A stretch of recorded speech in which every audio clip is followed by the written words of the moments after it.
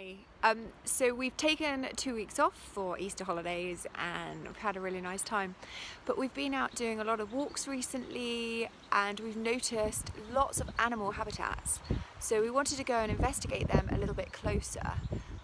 So today we're producing a little video on how to identify some of the really common natural sort of woodland and riverside habitats.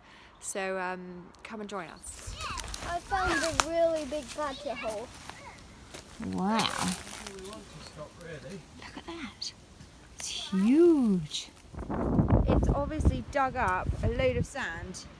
So there's often big sand. Why is it done its poos out here, Callum? To mark its territory. That's right. So you've got a badger set there. It's slightly taller than it is wide.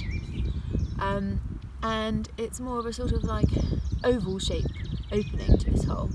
So this is likely to be a fox's den rather than a badger's set. That looks like a warren. And this one? You can see it's not very large. It's completely spherical. Yes, here. This mound. What have you found? A molehill. That's right.